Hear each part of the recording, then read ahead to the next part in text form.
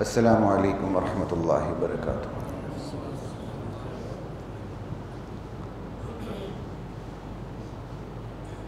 الحمد للہ المحمود بنعمتہ، المعبود بقدرتہ، المطاع بسلطانہ، المرغوب من عذابہ وسطوتہ، النافذ امرہ فی سمائہ وارضہ، الذی خلق الخلق بقدرتہ ومیزہم باحکامہ فاعزہم بدینہ وأکرمہم بنبیہ محمد صلی اللہ تعالی علیہ وآلہ وسلم۔ بسم اللہ والحمد للہ والصلاة والسلام علی رسول اللہ وعلی آلہ وصحبہ ومن والاہ، اما بعد فاعوذ باللہ من الشیطان الرجیم، بسم اللہ الرحمن الرحیم۔ یا ایہا الذین آمنوا توبوا الی اللہ توبۃ نصوحا، اے ایمان والو اللہ کی طرف پلٹ آؤ، اور تمہارا پلٹنا بھی ایسا ہو کہ بالکل سچا پلٹنا ہو، خالص پلٹنا ہو۔ یہ پلٹنا تمہیں مخلص بنا دے۔ توبۃ نصوحا۔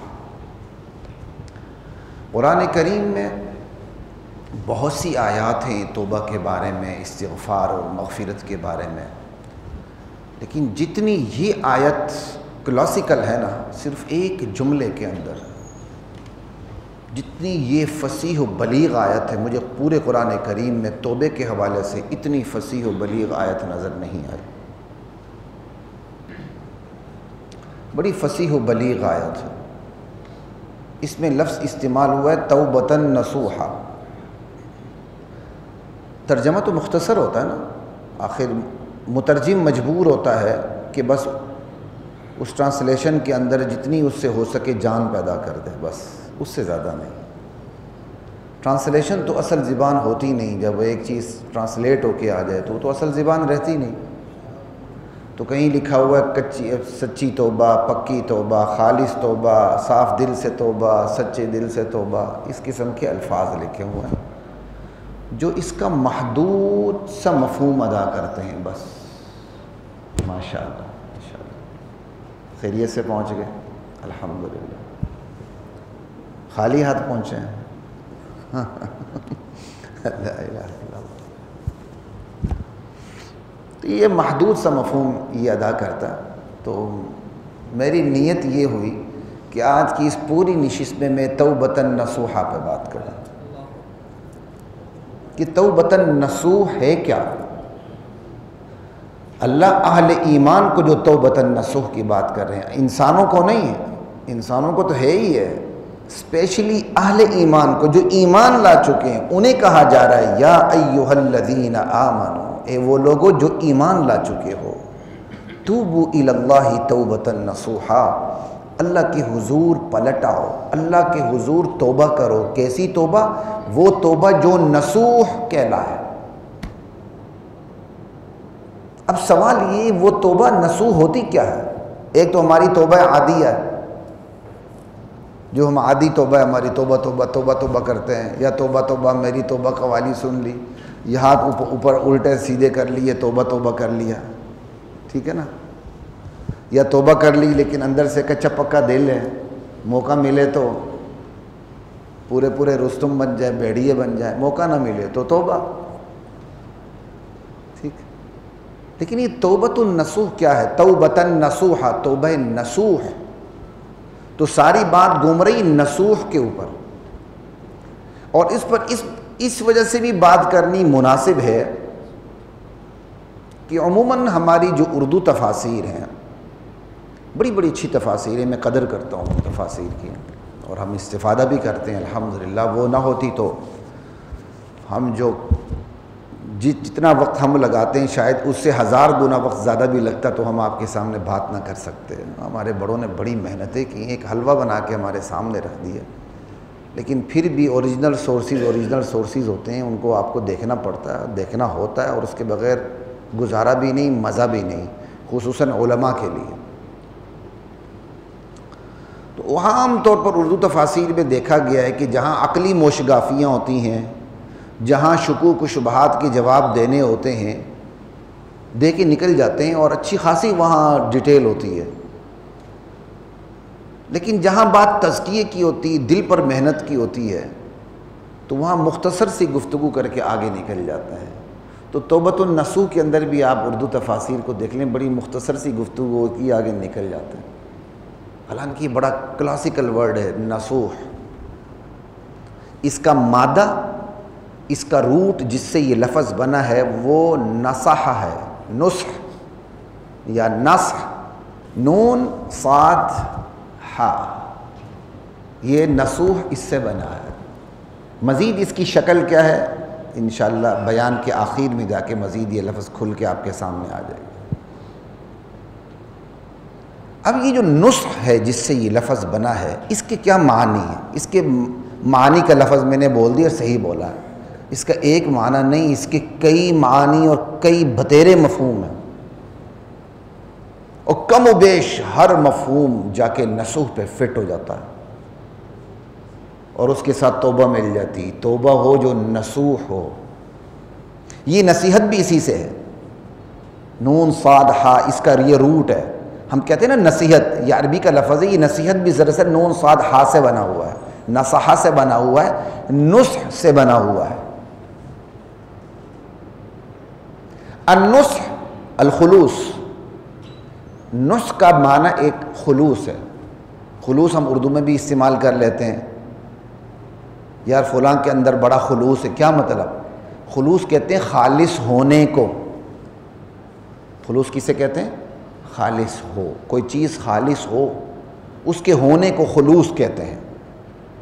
یعنی النصح الخلوص، النصح ضد الغش، نصح جو ہے وہ غش سے متصادم ہے۔ آپ کسی بھی زبان کو دیکھ لیں، اس کے جو مترادف الفاظ اس کا بھی مجموعہ ہوتا ہے، اس کے جو متضاد ہوتے ہیں وہ بھی ساتھ ساتھ ہوتے ہیں۔ جیسے ہم انگلش سیکھتے ہیں تو اس کے مترادفات بھی ہوتے ہیں، اور اس کے جو بالکل متضاد معنی دیتے ہیں وہ بھی سامنے ہوتے ہیں، تاکہ ذرا پھر زبان کی پھر سمجھ زیادہ آتی ہے۔ تو النصح ضد الغش، نصح خلوص کو کہتے ہیں، اور یہ غش کے بالکل الٹ ہے۔ غش وہی من غش فلیس منا، غش دھوکے کو، ملاوٹ کو، فریب کو کہتے ہیں۔ ٹھیک، تو نصح خلوص جس کے اندر دھوکہ نہ ہو، جس کے اندر فریب نہ ہو، جس کے اندر ملاوٹ نہ ہو، اور اسی سے یہ فعل بنا، ورب بنا، نصح ینصح، یعنی خلص یخلص، خالص ہونا، خالص ہونا۔ یہ اس وقت انٹرانزٹیو ورب میں آپ کے سامنے رکھ رہا ہوں، فعل لازم، اس پہ توجہ دے، کیونکہ آگے میں نے آج ساری باتیں گرامیٹیکل کرنی ہے، اور جن کو سمجھنا ہے کوئی فرق نہیں پڑتا، لیکن آگے جا کے جو اس کا کرکس ہوگا، جو آگے میں بیان کروں گا، وہ خود بخود آپ کو بات سمجھ میں آتی چلی جائے گی۔ ٹھیک ہے، کوئی اگر گرامیٹیکلی سمجھنا ہے کوئی فرق نہیں پڑتا، آگے جو کرکس ہوگا میں نے اس کا لفظ میں نے بیان کر ہی دینا ہے انشاءاللہ۔ نصح ینصح یعنی خلص یخلص، خالص ہونا۔ اسی وجہ سے ناصح کہتے ہیں الخالص من کل شیء، ہر چیز میں جو چیز خالص ہوتی ہے نا اس کو ناصح کہتے ہیں۔ کیا کہتے ہیں؟ ناسخ نہیں، ناصح، ناصحانہ، جو ہم اردو میں کہتے ہیں ناصحانہ۔ تو ناصح خالص چیز کو کہتے ہیں۔ آگے بات آئے گی، ناصح درزی کو بھی کہتے ہیں، ناصح نصیحت کرنے والے کو بھی کہتے ہیں۔ دیکھ رہے ہیں اس کے کتنے متضاد معنی ہیں۔ یہ ایک عد میں نے پہلے بتا دیا، کیونکہ ساری بات میں نے اسی نصوح کے اوپر ہی کرنی ہے۔ ٹھیک، کبھی کبھی عربیت کا بھی مزہ لیا کریں بھائی، کیا عربی زبان میں کلاسیکل زبان ہے، فصیح ترین زبان ہے۔ قرآن اس میں اترا ہے، کوئی چھوٹی بات تھوڑی ہے۔ وہ قرآن جس نے قیامت تک آپ کو ساتھ لے کے چلنا ہے، اور قیامت کے بعد بھی لے کے چلنا ہے، وہ کتنا فصیح بلیغ کلام ہوگا۔ اس فصیح بلیغ کلام کے لیے کتنی فصیح و بلیغ زبان کی ضرورت ہوگی۔ تو اللہ نے اپنے علم کی بنیاد پر عربی کا انتخاب فرمایا ہے نا۔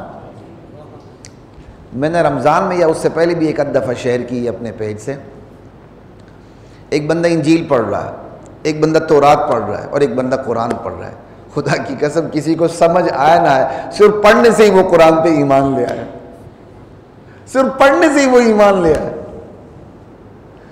کہ انجیل جتنی مرضی آپ سنہرے لہجے میں پڑھ کے دیکھ لو، تورات پڑھ کے دیکھ لو، وہ تو تبدیل شدہ ہے نا. اصلی تورات، اصلی انجیل بھی ہوتی تو قرآن کے مقابلے میں نہ ہوتی. یہ تو پھر بھی جعلی انجیل اور جعلی تورات ہے جس کے اندر ساری تحریفیں ہوئی ہیں. وہ پڑھ رہے ہیں بیٹھ کے، یہودی ربی پڑھ رہا ہے یا جو کوئی یہودی پڑھ رہا ہے تورات، اور ایک بندہ انجیل پڑھ رہا ہے اور ایک بندہ قرآن پڑھ رہا ہے. قرآن سمجھ آئے نہ آئے، قرآن دل میں اترتا چلا جاتا ہے. بندہ چاہتا ہے میں سنتے ہی چلا جاؤں. تو یہ بڑی فصیح ترین زبان ہے، ٹھیک ہے. اس لیے اس کا اردو ترجمہ کر کے خود ہی مفسر قرآن نہ بن جائے کریں. تو بات ہو رہی تھی اس پہ خالص ہونا. تو الناسخ کہتے ہیں الخالص من کل شیء، ہر چیز میں سے جو خالص ہوتی ہے اس کو ناسخ کہہ دیتے ہیں. اب یہاں ایک مطلب یہ ہوا، نسخ کا مطلب خالص ہونا. تو اب توبۃ نصوحا کا مطلب کیا ہوگا؟ اے لوگو اللہ کے حضور ایسی توبہ کرو جو بالکل خالص ہو، اس میں دھوکہ، ملاوٹ، فریب، تذبذب، منافقت، ریاکاری، کھوٹ نام کی کوئی چیز نہ ہو. سمجھ رہے ہیں؟ بندہ توبہ کرتا ہے لیکن وچوں اس کی ایک اندر کا ضمیر ہوتا ہے، وہ کہتا ہے نہیں یار چلو کبھی کبھار کر لوں گا یہ گناہ. یہ اندر سے اس کا شیطان بول رہا ہوتا ہے جب دوبارہ موقع مل جائے کر لینا. اندر سے شیطان کر رہا ہوتا ہے یار اب تک تو میں پلاننگ کرتا رہا ہوں، چلو گناہ کر لوں گا لیکن پلاننگ چھوڑ دیتا ہوں. تو تذبذب ہو گیا نا. تذبذب بھی نہیں ہو تو سیدھا سیدھا گناہ کرنے کی نیت ہو گئی. اور بندہ توبہ کرتا ہے لیکن وہ مذبذب ہوتا ہے کہ وہ یہ میں چھوڑوں گا کہ نہیں، رشوت چھوڑوں گا کہ نہیں، آنکھ کی خیانت چھوڑوں گا کہ نہیں، زنا بدکاری چھوڑوں گا کہ نہیں، حرام خوری چھوڑوں گا کہ نہیں، اوقات کی چوری جو میں نے وقت دیا ہوا اپنے باس کو، اپنے ادارے کو، وہ اوقات کی چوری میں چھوڑوں گا کہ نہیں. مذبذب ہوتا ہے. ٹھیک ہے. تو کہا لوگوں اللہ کے حضور ایسی توبہ کرو جو کھوٹ سے، ملاوٹ سے، ریاکاری سے، منافقت سے، دجل و فریب سے، تذبذب سے پاک ہو. بندہ لوگوں کے سامنے توبہ کر، اچھا جی میں نے یہ کیا تھا میں نہیں کروں گا، لیکن وہ بندہ ریاکارانہ توبہ کر رہا ہوتا ہے، بڑی بڑی تسبیحاں ہاتھ میں لی ہوتی ہیں کہ لوگ اس پر اعتماد کر لیں. منافقانہ اس کی توبہ ہوتی ہے. صحابہ کی گستاخیاں ہوتی ہیں میڈیا کے اوپر، اور جب کوئی کیس بنتا ہے اچھا جی ہم آئندہ نہیں کریں گے توبہ. اس کا تو مذہب بتاتا ہے، اس کے مذہب کی کتابیں بتاتی ہیں کہ صحابہ کو گالی دینا ان کے ہاں تو ثواب ہے. تو توبے کا مطلب کیا ہو گیا؟ یہ ہے خالص توبہ جو کھوٹ سے، منافقت سے، ریاکاری سے، دجل و فریب سے پاک ہو. میرے بندو ایسی توبہ کرو. سمجھ آئی؟ توبۃ نصوحا کا ایک مطلب یہ ہو گیا. تو یہ جو میں نے آپ کے سامنے مطلب رکھا ہے نا، نصح ینصح، خلص یخلص، خالص ہونا، یہ میں نے فعل لازم رکھا، یعنی انٹرانزٹیو ورب. انٹرانزٹیو ورب کسے کہتے ہیں؟ جس کے لیے آبجیکٹ نہیں ہوتا، وہ سبجیکٹ ہی پہ کمپلیٹ ہو جاتا ہے. جن کو تھوڑی بہت انگلش گرامر کا پتہ ہے وہ مجھ سے زیادہ اچھا جانتے ہیں. فعل لازم جو فائل پر پورا ہو جاتا ہے مفعول نہیں چاہتا. جیسے ہم کہہ دیتے ہیں کہ دی ڈور اوپنز، دروازہ کھلتا ہے.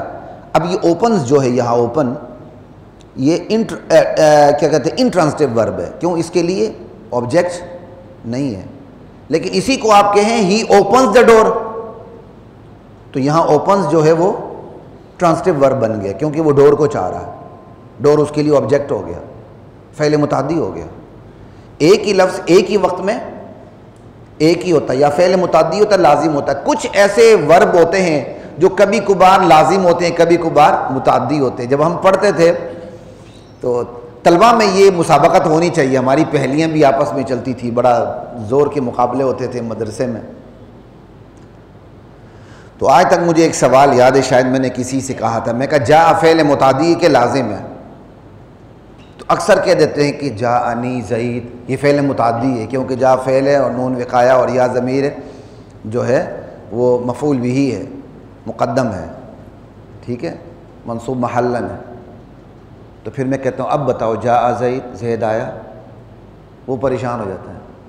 پہلے تو نے جاءنی زید, میرے پاس زید آیا. اب میں کہتا ہوں جاء زید, زید آیا. اب بتاؤ بھائی, اگر یہ ٹرانزٹیو ورب ہے تو کہاں ہے اس کا آبجیکٹ, مفعول کہاں ہے؟ تو بھائی جاء یہ بھی انٹرانزٹیو بھی ہے, ٹرانزٹیو بھی استعمال ہوتا ہے, فعل لازم بھی ہوتا ہے, متعدی بھی ہوتا ہے. خیر یہ ایک ویسے گرامیٹیکلی بات آ گئی تو میں نے کر دی آپ کے سامنے, کسی کے اوپر سے گزرتی تو کوئی فرق نہیں پڑتا. تو یہ جو میں نے نص کا مطلب آپ کو بتایا ہے, یہ انٹرانزٹیو ورب ہے, خالص ہونا. یہی ٹرانزٹیو ورب بھی بن جاتا ہے, خالص کرنا. یہ ساری ڈیٹیل میں نے آپ کو اس لیے کی, سمجھ آئی؟ نصح ینصح, خالص کرنا, مخلص بنانا. نصح العمل, عمل کو خالص کر دیا. اور اس سے بھی بہترین مثال نصح لہ الود, فلاں نے فلاں کے لیے محبت کو خالص کر دی, یعنی اس نے اپنی محبت فلاں کے لیے خالص کر دی. اب یہ محبت اس کے علاوہ کسی اور کے لیے اس نے جائز ہی نہیں رکھی. نصح لہ الود, اخلصہ, خالص کر دیا. تو نصح کا مطلب, نصح کا مطلب, نصح ینصح کا مطلب خالص کرنا بھی آتا ہے. اب ترجمہ کیا ہوگا؟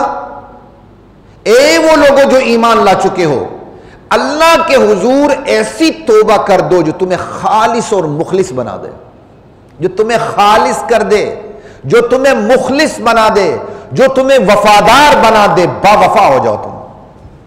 تمہارے اندر سے جو کھوٹ ہے وہ توبہ ساری کھرچ کے باہر پھینک دے, تمہیں علائشوں سے پاک کر دے. چیز علائشوں سے پاک ہو تو خالص ہو جاتی ہے, بندہ علائشوں سے پاک ہو تو مخلص ہو جاتا ہے. ہمارا اردو محاورہ ہے نا, ہم بڑا خالص بندہ یہ نہیں کہتے, بڑا مخلص بندہ ہے کہتے ہیں. چیز علائشوں سے پاک ہو تو خالص ہو جاتی ہے, بندہ علائشوں سے پاک ہو تو مخلص ہو جاتا ہے. تو اب اس کا ترجمہ کیا ہوگا؟ یہ ٹرانزٹیو ورب ہو گیا نصح ینصح, پہلے انٹرانزٹیو تھا, اب ٹرانزٹیو ہو گیا کیونکہ آبجیکٹ چاہ رہا ہے, فعل متعدی ہے. اے لوگوں تم خالص ایسی توبہ کرو جو تمہیں خالص کر دے, تمہیں مخلص بنا دے, تمہیں وفادار بنا دے. اب یہ نصح کا مطلب خالص ہونا بھی, خالص کرنا بھی, مخلص بنانا بھی. اب ان دو مطلب کو لے لیں اور وہ اس حدیث کو سامنے رکھیں تو پھر اس کی تشریح کرتے چلے جائیں. نبی علیہ السلام نے ایک دفعہ فرمایا الدین النصیحہ, الدین النصیحہ, الدین النصیحہ. 3 مرتبہ ارشاد فرمایا دین تو نصیحت کا نام ہے, دین تو نصیحت کا نام ہے, دین تو نصیحت کا نام ہے. کیا مطلب؟ دین تو مخلص ہونے کا نام ہے, دین تو باوفا ہونے کا نام ہے, دین تو صرف وفاداری کا نام ہے. سمجھے نصیحت کے مطلب کو؟ سمجھائی بات کی؟ جب آپ نے یہ فرمایا دین تو وفا کا نام ہے کہ بندہ باوفا ہو جائے. صحابہ کہتے ہیں ہم نے سوال کیا قلنا لمن, یا رسول اللہ یہ ہماری وفا کس کے لیے, کس کے لیے ہو؟ تو آپ صلی اللہ علیہ وسلم نے ارشاد فرمایا للہ, تمہاری وفا, تمہارا اخلاص سب سے پہلے اللہ کے لیے ہو. تم اللہ کے مخلص بن جاؤ. اور اللہ کے مخلص ہونے کا مطلب کیا ہے؟ اس وقت میں اس حدیث کی تشریح کرنا مقصود نہیں ہے, توبۃ النصوحہ کو سمجھانا مقصود ہے. اس لیے میں اس حدیث کی تشریح کم کروں گا, تھوڑی سی تشریح کر کے نکل جاؤں گا. کبھی اللہ نے موقع دیا تو الدین والنصیحہ جو حدیث ہے اس پر پوری ایک نشست ہوگی. قلنا لمن, یا رسول اللہ یہ ہماری وفا کس کے لیے ہو, ہمارا مخلص ہونا کس کے لیے ہو؟ کہ للہ, اللہ کے لیے. اللہ سے وفا کیا ہے؟ اللہ کو اس کی ذات میں, صفات میں, اقتدار میں, افعال میں, اعمال میں, اس کی طاقت میں, اس کی الوہیت میں, اس کی ساورنٹی میں وحدہ لا شریک سمجھنا, یہ اس کے ساتھ وفا ہے. ولی کتابہ, اس کی کتاب کے ساتھ وفا. اس کی کتاب کے ساتھ وفا کیا ہے؟ تمہارے ظاہر باہر, تمہارے اندر ظاہر باطن میں یہ کتاب اترے، یہ کتاب اترے۔ کان خلقہ القرآن، اما عائشہ سے سوال ہوا آپ کی اخلاق کیسے تھے صلی اللہ علیہ وسلم؟ اما عائشہ جواب دیتی ہیں کان خلقہ القرآن، آپ کے اخلاق تو قرآن، آپ سراپائے قرآن تھے۔ سمجھ آئی بات کی؟ تو کتاب کے ساتھ اخلاص یہ ہے، کتاب کو پڑھا جائے، سمجھا جائے، آگے اس کتاب کی تعلیمات کو پہنچایا جائے، اور جو اس کتاب کے عالم ہیں ان پر زیادہ فرض بنتا ہے کہ کتاب کی تعلیمات کو من وعن پہنچائیں، بھلے لوگ ان کے سر کو پھوڑ کے رکھ دیں، باز نہ ہے۔ اللہ آزمائشوں سے بچائے، ہم آزمائش کے قابل نہیں ہیں، لیکن جنہوں نے اس میدان کو چنا ہے تو انشاءاللہ سوچ سمجھ کے چنا ہوگا۔ اس کتاب کو پہنچانا، ولی رسول، اللہ کے رسول کے ساتھ باوفا ہونا، اس کی رسالت پر ایمان، اس کی نبوت پر ایمان، اس کے ختم نبوت پر ایمان، اور ان کی زندگی کو، ان کی زندگی کی ایک ایک عمل کو اپنے لیے قانون زندگی سمجھنا، دستور زندگی سمجھنا، یہ اللہ کے رسول کے ساتھ وفا ہے۔ ولی ائمۃ المسلمین، مسلمانوں کے جو امام ہیں، چاہے وہ علماء ہوں چاہے وہ نیک حکمران ہوں، ان کے ساتھ خیر خواہی کرنا، ان کے ساتھ خیر خواہی، ان کے ساتھ خیر خواہی بڑی لمبی چوڑی ہے، پھر ان کی اچھی باتوں کو ماننا اور ان کی بری باتوں پر ان کو طریقے سے ٹوکنا، ساری چیزیں شامل ہیں۔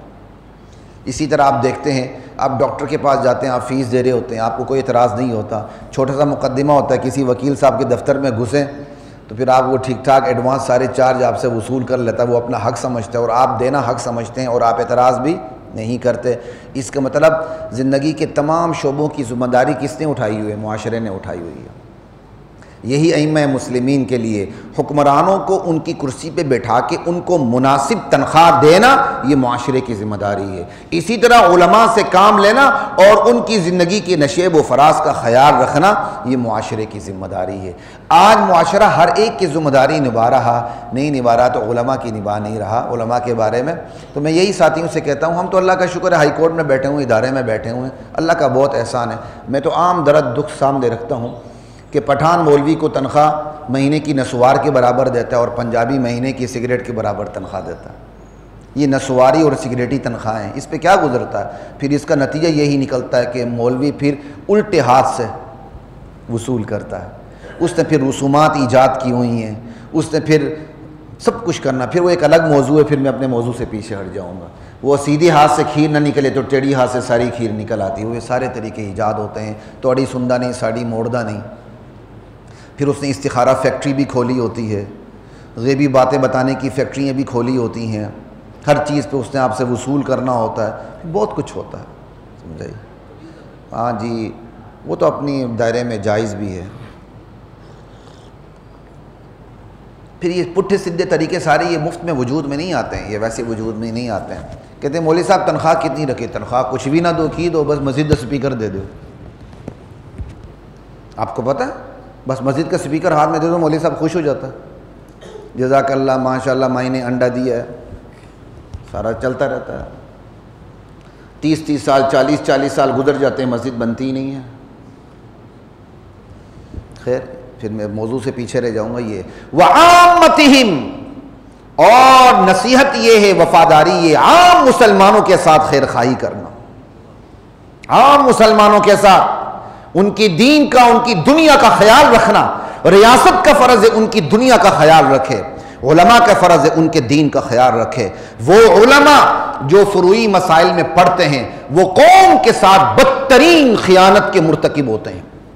وہ امت جو باطل رجحانات رکھنے لگ گئی ہے، وہ امت جو ایتھیسٹ ہو رہی ہے، وہ امت جس کی اخلاق کا، کردار کا، معاملات کا جنازہ نکل رہا ہے، آپ اس امت کو لڑا رہے ہو کہ رفع دین کرنا ہے کہ نہیں، ٹانگیں چوڑی کرنی ہے کہ نہیں، فاتحہ خلف الامام کرنا ہے کہ نہیں، اور ٹی وی میں انہی پہ 2-3 مولویوں کو بٹھا کے لڑایا جاتا ہے۔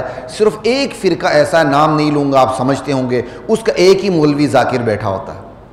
بھائی ان کے بھی 3 لاؤ نا، اس کے بھی 3 مرغے لے آؤ، تینوں کو لڑاؤ۔ تم نے صرف سنیوں کو لڑانا ہے، ایک دیوبندی، ایک بریلوی، ایک اہل حدیث، 3 مرغے لاتے ہیں، تینوں کو لڑاتے ہیں۔ آپ میڈیا کا فارمیٹ دیکھیں، میڈیا کا فارمیٹ دیکھیں، اہل سنت کے 3 طبقات کو لا کے لڑاتے ہیں اور دوسری طرف سے صرف ایک بندے کو لاتے ہیں، وہ تینوں کو لڑتے ہوئے بڑی خوشی سے، اطمینان سے، راحت کے ساتھ تماشا دیکھ رہا ہوتا ہے۔ کیا ان میں اختلاف نہیں ہے؟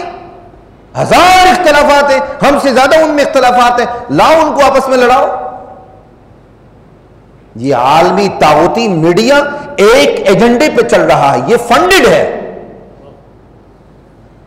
کئی دفعہ ایسا ہوا کہ میں نے اینکر کے ساتھ پروگرام کیا، اس نے مجھ پر تابڑتوڑ حملے کیے سوالات کے، اور میں نے اس کو تابڑتوڑ جواب دی اپنی طبیعت کے مطابق، الحمدللہ باذن اللہ۔ اور پروگرام ختم ہونے کے بعد مجھے سائڈ پہ کر کے کہتا ہے، ڈاکٹر صاحب آپ کی باتیں خدا کی قسم 100% درست۔ بھائی درست ہیں تو آپ نے مجھے میرے ساتھ کبڈی کیوں کھیلی، آپ نے کشتی کیوں کی؟ یہ ایک دفعہ نہیں ہوا، کئی دفعہ ہوا۔ سننے والا یہی سمجھے گا کہ بھائی اینکر کے خیالات اور نظریات کیا ہیں، اور جیسے پروگرام ختم ہوا مجھے سائڈ پہ کر کے آپ کی باتیں 100% درست۔ جناب ہم کہاں جا رہے ہیں؟ تو یہ امت کے ساتھ بدترین خیانت ہے خدا کی قسم، کہ اس کے اصل جو مسائل ہیں ان کو نظر انداز کر کے، جو مسائل ہے ہی نہیں، جس میں ایک سے زائد آرام نہ صرف ہوتی ہے بلکہ ہونی چاہیے، آپ اس میں امت کو لڑا رہے ہیں، باہم دست و گریبان کر رہے ہیں۔ یہ امت کے ساتھ وفا نہیں ہے بلکہ امت کے ساتھ بدترین خیانت ہے۔ یہ انشاءاللہ اس پہ کبھی الگ بیان ہوگا اس حدیث کے تحت، اللہ تعالیٰ نے چاہا۔ تو میں ساری بات وہی کر رہا تھا کہ خالص اور مخلص پہ 2 مطلب بیان کر دیے میں نے نصوحہ کے، تیسرے مطلب کی طرف چلتے ہیں۔ اے لوگو اللہ کے حضور ایسی توبہ کرو جو بالکل اجلی، نتھری، ستھری، چمکتی، دمکتی، آئینے کی طرح صاف، خوشگوار، فضا کی طرح شفاف توبہ ہو۔ یہ کوئی میں الفاظ کا کھیل نہیں کھیل رہا آپ کے ساتھ، مطلب بتا رہا ہوں۔ یہ بھی انٹرانزیٹو ورب ہے۔ نصوحہ، نصح الشیء، صفا، یعنی چیز کا صاف شفاف ہونا، یہی کہتے ہیں فضا صاف ہو، غبار آلود نہ ہو، کوئی اس کے اوپر بادل نہ ہو، چمکتا آسمان ہو تو کہتے ہیں نصح الجو، فضا بالکل صاف ہے۔ یہ انٹرانزیٹو ورب ہے، فعل لازم ہے۔ تو لوگوں ایسی توبہ کرو جو اجلی ہو، نتھری ہو، چمکتی ہو، صاف شفاف آئینے کی طرح، خوشگوار فضا کی طرح توبہ ہو، پتہ چلے کہ یہ توبہ ہے۔ ایسی توبہ کرو اللہ کے حضور، اس میں علائشیں نہ ہوں، انتڑیاں منتڑیاں ادھر ادھر، گن بلا اس توبہ کے اندر کہیں نظر نہ آئے، خود تمہیں اطمینان ہو کہ میں کوئی توبہ کر رہا ہوں۔ ایمانداری سے بتائیں میرے سمیت ہر شخص، جب وہ توبہ کر رہا ہوتا ہے تو کبھی اس کا ایمان بلندی پر ہوتا ہے، اور کبھی درمیان میں، اور کبھی بالکل پستی پر ہوتا ہے۔ اور جب اس توبہ کرتے اس کے ایمان بلندی پر اس کے ہوتا ہے تو کتنا مزہ آ رہا ہوتا ہے توبہ کرتے ہوئے، خود اسے اطمینان ہو رہا ہوتا ہے کہ میں اللہ کے حضور کوئی واقعی توبہ کر رہا ہوں۔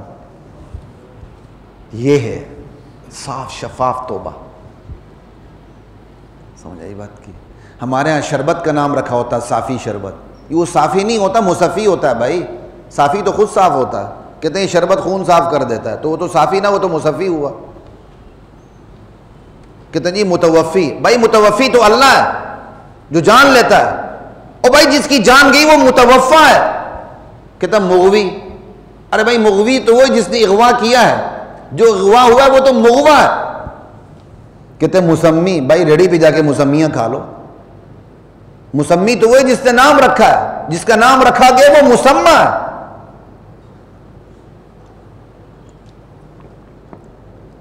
الفاظ کا تلفظ علماء زیادہ بہتر جانتے ہیں، یہ جو اینکر بیٹھے ہوتے ہیں نا، یہ ٹھیک کراتے ہوئے خود 10,000 غلطیاں کر رہے ہوتے ہیں، ہم تو زبانی ان کو پکڑتے ہیں، اللہ کا شکر ہے، ہم زبانی اس طرح پکڑتے ہیں، ان کو کیا پتہ الفاظ کے تلفظ کا۔ ہمیں الفاظ کے تلفظ کا اس لیے پتہ ہوتا ہے کہ ہمیں الفاظ کے ڈھانچے کا پتہ ہوتا ہے کہ یہ الفاظ اس ڈھانچے میں اترے گا، ہمارے پاس اس کے بنے بنائے ڈھانچے ہوتے ہیں۔ لا الہ الا اللہ، یہ کوئی انگلش زبان تھوڑی ہے کہ اوپر نیچے اس کا کوئی قانون نہ ہو، یہ عربی ہے، لفظ جہاں جہاں ٹریول کرتا جاتا ہے وہاں وہاں قانون ساتھ جا رہا ہوتا ہے. ایک عربی دان بھی لفظ غلط پڑھ دے ہم پکڑ لیتے ہیں اس کو, اللہ کا شکر ہے. لا الہ الا اللہ واللہ اکبر. تو یہ ہے توبہ جو صاف شفاف ہو. اب اسی کا ٹرانزلیٹو ورب بھی اس کا ترجمہ بنتا ہے, جو صاف کر دے, جو صاف کر دے. یہی وجہ ہے کہتے ہیں نصح العمل نصح العسل, اس نے شہد کو صاف کر دیا. اس کا جو گوند ہوتی, کیا کہتے ہیں اس کو, جو موم وغیرہ سب کچھ سارا کچھ صاف کر کے کرتے ہیں تو کہتے ہیں نصح العسل, عربی میں استعمال ہوتا ہے. اس نے تمام آلائشوں سے موم شوم سے سب کچھ کر کے بالکل شہد کو صاف شفاف الگ کر دی. اس کے لیے نصح استعمال ہوتا ہے, نصح العسل, کہ اس نے بالکل شہد کو صاف کر دیا, مصفی کر دیا. خود مصفی ہو, وہ مصفہ ہو گئی شہد, وہ شہد مصفہ ہو گیا. اب کیا ہوگا اے لوگو, اللہ کے حضور ایسی توبہ کرو جو توبۃ نصوحہ ہو. کیا مطلب؟ وہ توبہ تمہاری روح و بدن کو صاف کر دے, وہ مصفی روح و بدن ہو. وہ توبہ تمہاری روح کو بھی صاف کر دے, تمہارے بدن کو بھی صاف کر دے. یہ ٹرانزیٹو ورب ہو گیا. 4 مطلب ہو گئے نصوحہ کے. 5ویں کی طرف چلتے ہیں. نصوحہ کا ایک مطلب, نصح کا ایک مطلب سچ بولنا بھی ہے. کہتے ہیں نصحتہ, یعنی صدقتہ, میں نے اس سے سچی بات کی, اس کے لیے نصحتہ استعمال ہوتا ہے. تو ناصح صادق کو کہتے ہیں جو سچا ہو. اس لیے آپ عربی میں جائیں, توبوا الی اللہ توبۃ نصوحہ کے نیچے لکھا ہوتا ہے توبۃ صادقہ, سچی توبہ. ٹھیک ہے, تو لوگوں اللہ کے حضور ایسی توبہ کرو جو سچی ہو, جس میں جھوٹ نام کی کوئی شے نہ ہو. کتنے مطلب ہو گئے؟ 5. آ جائیں اب 6 کی طرف چلتے ہیں. نصوح نون صاد ہا, یہی اسی سے نصیحت ہے, اسی سے. اب نصح کا ایک مطلب یہ ہوتا ہے اخلاص المشورہ, کسی کے ساتھ سچی خیر خواہی کرنا, اچھا مشورہ دینا, مخلص. یہی وجہ قرآن کریم کے اندر انبیاء کو دیکھیں, نبی قوم کو کہتے ہیں وَأَنَا لَكُمْ نَاصِحٌ أَمِينٌ, ارے بھائی میں تمہارا خیر خواہ ہوں. یہاں ناصح خیر خواہی کے معنی میں, نصیحت کرنے والے کے معنی میں. تو نصیحت خود کہتے کس کو ہے نصیحت؟ النصیحہ قول فیہ دعوت الی صلاح ونہی عن فساد. نصیحت ایسی بات کو کہتے ہیں جس میں بندے کو نیکی کی ترغیب دی جائے اور فساد سے روکا جائے, بدی سے ٹوکا جائے, نیکی کی ترغیب دی جائے, ایسی بات کو نصیحت کہتے ہیں. اور اس میں بڑی بلاغت ہے قرآن میں کہ قرآن توبہ کو نصیحت بنا رہا ہے. اور ہم اردو میں بھی استعمال کرتے ہیں استعارات, مجاز, یہ تو ہماری اردو میں بھی استعمال ہوتا ہے جنہوں نے اردو لٹریچر پڑھا ہوا ہے. اب اس کا ترجمہ میں کرنے لگا ہوں. دیکھیں اے لوگو توبہ کرو. کیسی توبہ؟ نصیحت آمیز توبہ کرو, نصیحت آمیز توبہ کرو. وہ توبہ خود بھی تمہیں بھی نصیحت دے اور تمہارے علاوہ جو تمہاری توبہ کو دیکھے ان کو بھی نصیحت ملے. تمہاری توبہ نصیحت بن کے کام کرے, تمہاری توبہ نصیحت بن کے کام کریں. جعلت التوبۃ بمنزلۃ الناصح, یہاں استعارہ, یہ بلاغت کی چیزیں, لیکن چونکہ استعارات بلاغت یہ اردو لٹریچر میں بھی استعمال ہوتی ہیں تو میں نے آپ کو اشارہ کر دیا کہ توبہ کو یہاں ناصح بنا کے پیش کیا گیا کہ نصیحت آمیز توبہ کرو. کیا مطلب؟ اے لوگو میری بارگاہ میں ایسی توبہ کرو تمہاری توبہ خود تمہیں نصیحت کرے, تمہیں نیکی کی طرف لے جائے, تمہیں بدی سے ٹوکے, تمہیں یاد دلاتی رہے کہ تم نے توبہ کی ہے, سچی توبہ کی ہے, ملاوٹ سے پاک توبہ کی ہے, دجل و فریب اور کھوٹ اور ریاکاری اور منافقت سے پاک توبہ کی ہے, خالص توبہ کی ہے, اور تمہیں اس توبہ نے مخلص بنا دیا ہے. اب پلٹ کے واپس نہ جانا, آپ کی اور میری توبہ مجھے یاد دلاتی رہے. اور ایمانداری سے بتائیں توبہ یاد دلاتی کہ نہیں دلاتی؟ بندہ ایک چیز سے توبہ کرتا ہے, اچانک کچھ ہونے لگتا ہے تو بندے کو فوراً کلک کر جاتی ہے, ارے میں نے تو اس گناہ سے اس کمزوری سے میں نے توبہ کی تھی، تو وہ توبہ یاد دلاتی ہے۔ تو اے لوگوں نصیحت آمیز توبہ کرو، ایسی توبہ کرو جو خود تمہیں نصیحت دیتی رہے، نیکی کی طرف تمہیں بلاتی رہے، بدی سے تمہیں ٹوکتی رہے، اور تمہاری توبہ دوسروں کے لیے بھی نصیحت بن جائے۔ تمہیں جو شخص بھی دیکھے وہ پکار اٹھے، ارے توبہ کرنی ہے تو فلاں بندے کی طرح توبہ کرو۔ کس طرح بندہ پلٹ گیا ہے، بدمعاش سے صوفی بن گیا ہے۔ میرے والد مرحوم کے دوست تھے، وہ بہت پہلے فوت ہوئے والد صاحب سے، تو وہ اپنے علاقے کے بڑے یعنی باوقار اور یہ نمبردار ٹائپ کے بندے، اور اس دور میں ان کا نوابزادہ نصر اللہ خان سے تعلق، سیاسی یہ وہ لٹرم پٹرم۔ تو ایک دن بڑے ہی کیا کہتے ہیں افسردہ ہو کے آئے، حضرت میں جا رہا تھا، مجھے ایک بندے نے صوفی کہہ دیا۔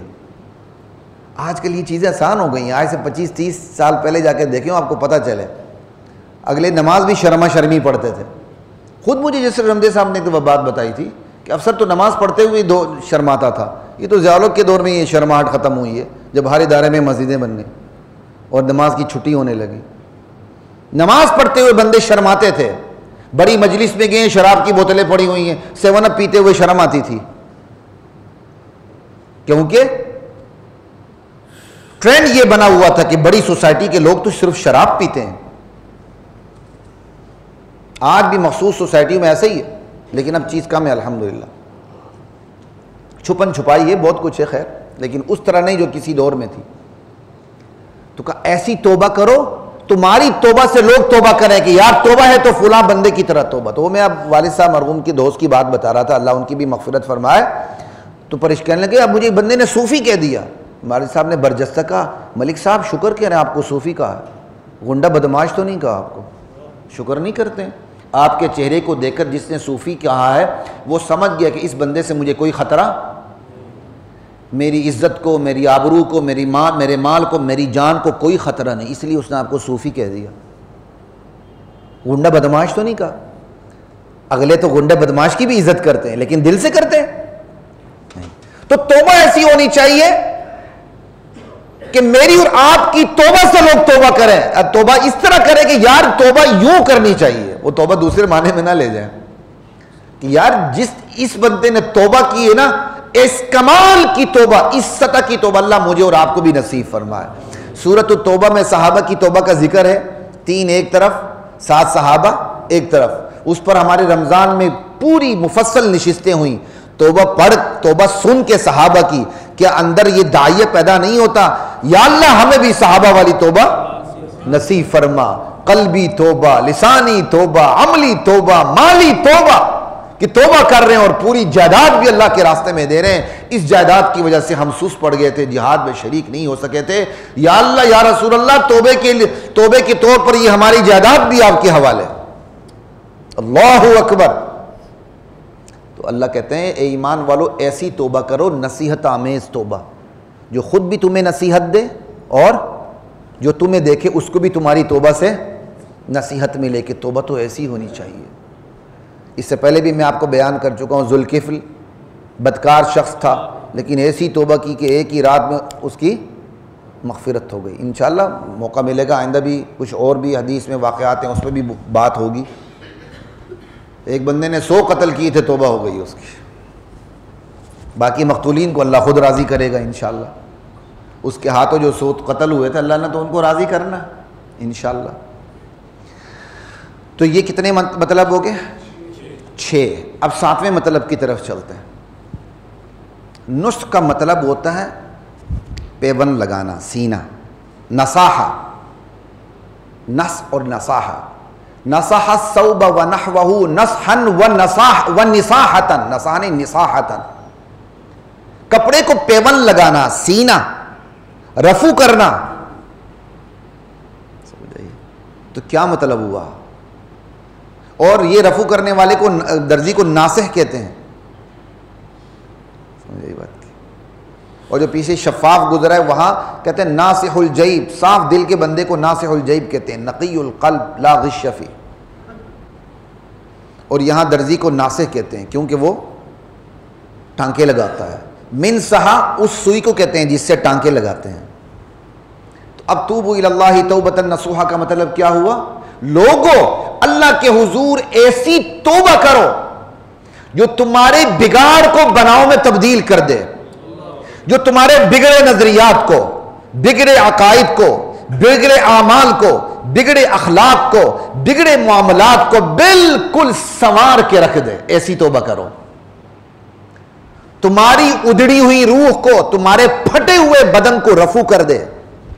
گناہوں نے تمہیں اتنا پامال کر دیا، نہ تمہاری بدن کی صحت رہی، نہ تمہاری روح کی روحانیت رہی۔ اب ایسی توبہ کرو کہ وہ توبہ جو ہے تمہارے بدن اور تمہاری روح دونوں کی کو رفو کر دے، سی کے برابر کر دے۔ اور یہ نصح صوب رفو کرنا عام رفو کرنا نہیں ہے، کمال کا رفو کرنا۔ انعم خیاطتا، اس کا باقاعدہ عربی کا عربی میں ترجمہ ہے، انعم خیاطتا، کہ اس نے کمال کا رفو کیا۔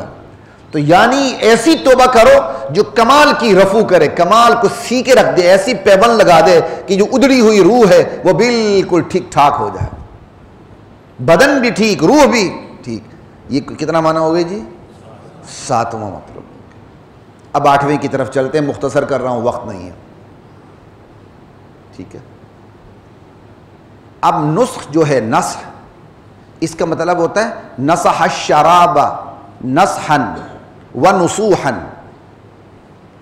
اس کا مطلب ہے شراب یا کوئی بھی مشروب پی کے سیراب ہو جانا، شریب منہ حتی رویہ، اتنا پینا کہ بندہ سیراب ہو جائے۔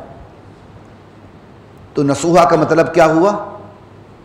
سیراب کرنے والا یا سیراب کرنے والی، مذکر مؤنث واحد جمع تثنیہ سب کے لیے استعمال ہوتا ہے یہ لفظ۔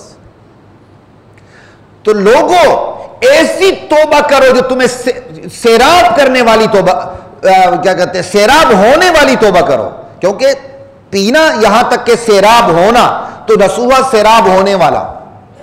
تو کیا مطلب؟ ایسی توبہ کرو کہ قبولیت کی شراب سے تم سیراب ہو جاؤ، کہ اللہ تمہاری توبہ کو قبولیت سے سرفراز کر دے، قبولیت توبہ کی شراب سے سیراب ہو جاؤ۔ تم ایسی توبہ کرو کہ اللہ اس کو قبول کر لے اور اس کی قبولیت کی شراب سے تم سیراب ہو جاؤ۔ سمجھ آ رہی بات کی؟ کتنے ہو گئے؟ 8، حساب کرتے جانا۔ 9واں،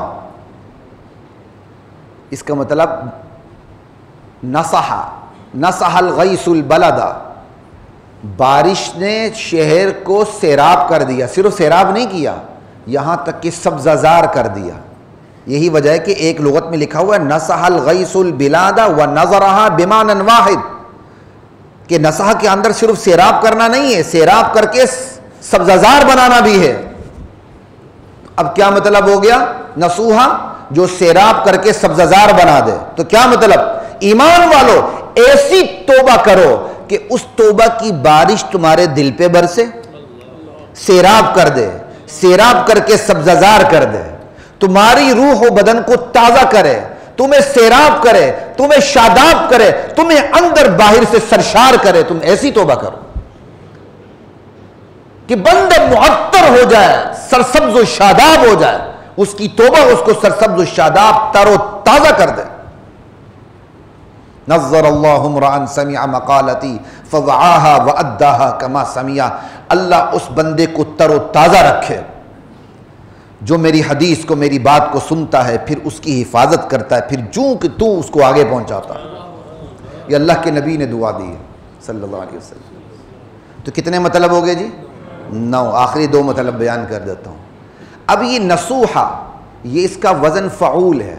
عربی زبان میں ہر لفظ کا وزن ہوتا ہے، اس وزن میں، اس تگڑی میں اس کو تولا جاتا ہے۔ جیسے آپ کی اردو شاعری میں بھی شاعری کے وزن ہوتے ہیں، ٹھیک ہے، قوافی ہوتے ہیں۔ تو یہ نسو کا وزن فعول ہے۔ فعول مبالغہ کا صیغہ بھی بنتا ہے، صفت مشبہ کا صیغہ بھی بنتا ہے۔ اب یہ باتیں 1-2 کو سمجھنا ہے، کوئی فرق نہیں پڑتا، آگے میں جس کا کرکس ہے وہ سامنے رکھ دوں گا، ٹھیک ہے۔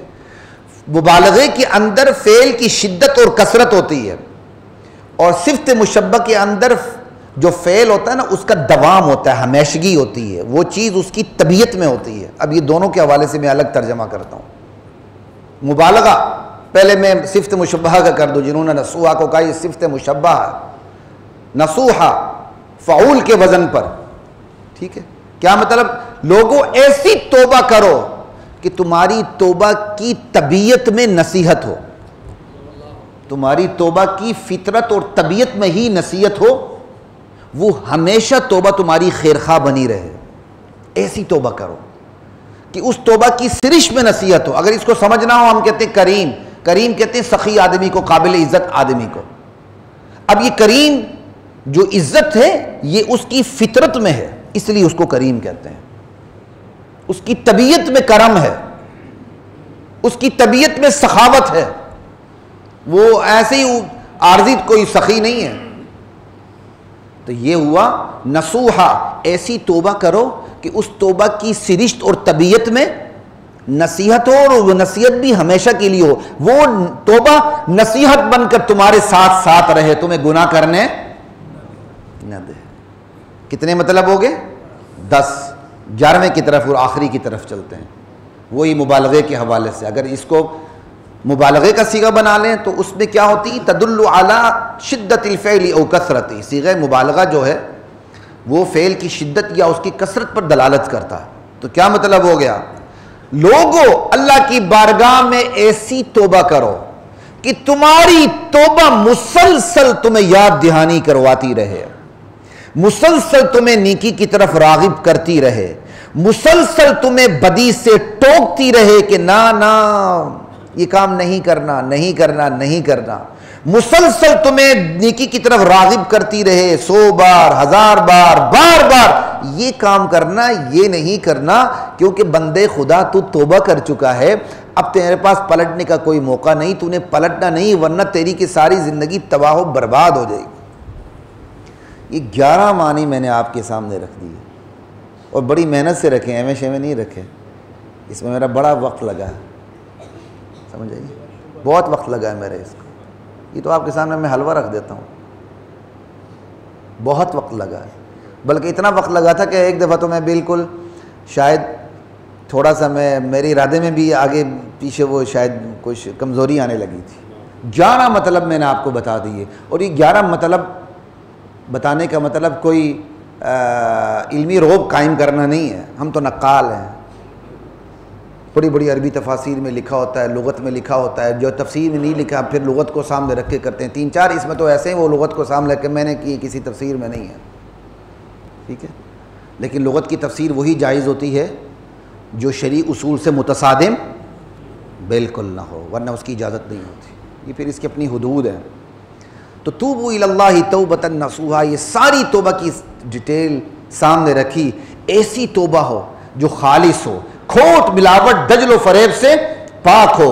ایسی توبہ ہو جو بندے کو مخلص اور باوفا بنا دے. کس کے لیے؟ اللہ کے لیے, اللہ کی کتاب کے لیے, اللہ کے رسول کے لیے, ائمہ مسلمین کے لیے اور عام مسلمانوں کے لیے. 2, ایسی توبہ ہو جو اجلی, نتھری, ستھری, چمکتی, دمکتی, شفاف, خوشگوار توبہ ہو. ایسی توبہ ہو جو مصفی روح و بدن ہو. ایسی توبہ ہو جو نصیحت آمیز ہو, تمہیں بھی نصیحت کرتی رہے اور تمہاری توبہ کو دیکھ کے اگلے کو بھی کی توفیق ملے. اور ایسی توبہ ہو جو تمہاری ادڑی ہوئی روح کو سیدھے, تمہارے پھٹے ہوئے بدن کی بھی سلائی کر کے, رفو کر کے روح کو بھی ٹھیک کر دے اور بدن کو بھی صاف کر دے. اور ایسی توبہ ہو جس کو قبولیت کی شراب سیراب کر دے. اور ایسی توبہ ہو کہ وہ جو توبہ ہے تمہاری روح کو, تمہارے بدن کو سیراب کر دے. وہ توبہ کی بارش تمہارے دل پہ برسے, برس کے سیراب کرے, سیراب کر کے سرسبز و شاداب کرے. ایسی توبہ ہو کہ جس کی نصیحت میں ہمیشگی ہو, جس کی طبیعت میں خیر خواہی ہو, تمہیں ہمیشہ روکتی رہے گناہوں سے. اور ایسی توبہ ہو جو تمہیں ہمیشہ ٹوکتی رہے, بات تمہیں پکڑتی رہے, تمہیں گناہ کی طرف جانے نہ دے. 11 معنی میں نے آپ کے سامنے رکھ دیے. اللہ تعالیٰ ان 11 معنی پر, اس سے بھی زیادہ ہیں تو ان پر بھی اللہ مجھے بھی عمل کرنے کی توفیق عطا فرمائے, اللہ آپ کو بھی عمل کرنے کی توفیق عطا فرمائے, اللہ اس پوری امت کو اس توبہ پہ آنے کی توفیق عطا فرمائے. جب تک ہم اس توبہ پر نہیں آتے امت کے حالات تبدیل ہونے والے نہیں ہیں. عارضی جو ہمارے اقدامات ہوتے ہیں اس سے تھوڑا بہت فرق تو پڑ سکتا ہے, لیکن جو مستقل امت کے حالات تبدیل ہوں گے, جب تک امت اندر سے تبدیل نہیں ہوتی باہر سے کبھی بھی اس کے اندر تبدیلی نہیں آ سکتی۔ اللہ مجھے اور آپ کو اندر سے تبدیل ہونے کی توفیق عطا فرمائے، پھر وہ جو ماضی کا دبدبہ ہے وہ بھی چونگے میں مل جائے گا، ساری چیزیں لوٹ کے آ جائیں گی، اور صحابہ جہاں جہاں تک پہنچے تھے وہ خطے واپس ہمیں مل جائیں گے۔ اگر ہم توبہ پہ نہیں آئے تو جو صحابہ نے دیے ہوئے ہیں وہ کس بار ہم واپس دیتے جا رہے ہیں۔ اللہ تعالیٰ میری اور آپ کی حفاظت فرمائے، اور جتنے مسلمان ہیں مظلوم، خصوصاً اہل فلسطین، اللہ تعالیٰ ان کی حفاظت فرمائے، ان کی نصرت فرمائے، اور ہمیں اعلانیہ طور پر ان کی مدد کی توفیق عطا فرمائے۔